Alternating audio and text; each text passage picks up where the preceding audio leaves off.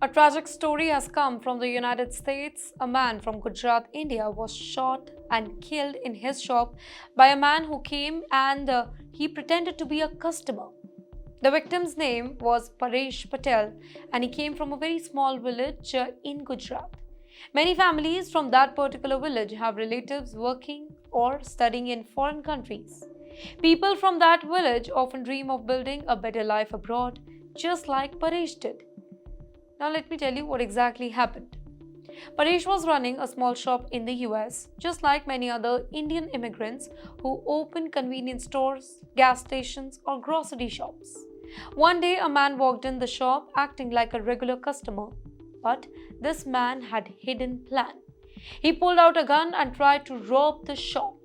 CCTV video shows that Paresh followed the robber's instructions and gave him the money. But shockingly, after taking the money, the robber still shot Paresh and ran away. Paresh died on the spot. His family in India is heartbroken and the Indian community in the US is shaken. But you know what the sad part is? This is not the very first time that such incident has happened. In the year 2023, the Indian government said that 86 Indian nationals were attacked or killed in different countries. Let me share the numbers. 12 Indians were killed or attacked in the United States, 10 in Canada, 10 in the United Kingdom, 10 in Saudi Arabia.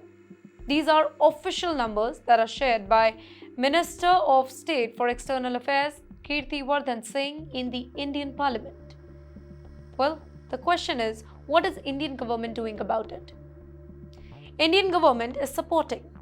The government has said that the safety of Indians living in foreign countries is a top priority.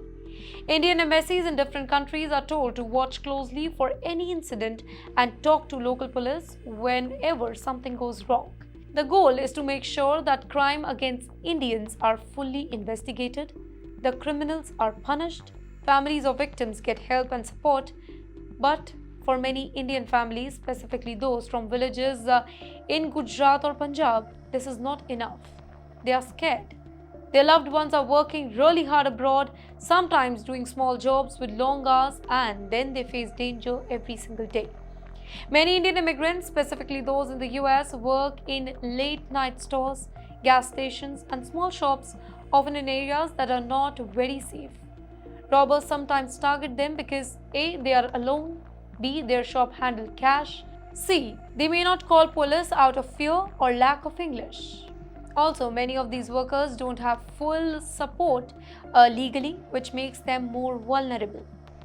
Let's look at a bigger picture here. Villages in Gujarat, where people like Paresh come from, is very well known in Gujarat for sending people abroad. In fact, many young people from these villages dream of settling in countries like the US and Canada. But not all stories end happily. Some end in tragedy, just like this one. Do you remember a few years ago, a family froze to death while trying to illegally cross from Canada into the US during a snowstorm? That family was also from Gujarat, the same village.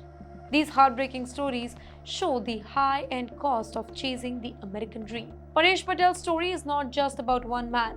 It's about thousands of Indian workers and families who leave their homes for a better life, but often end up facing danger and even death.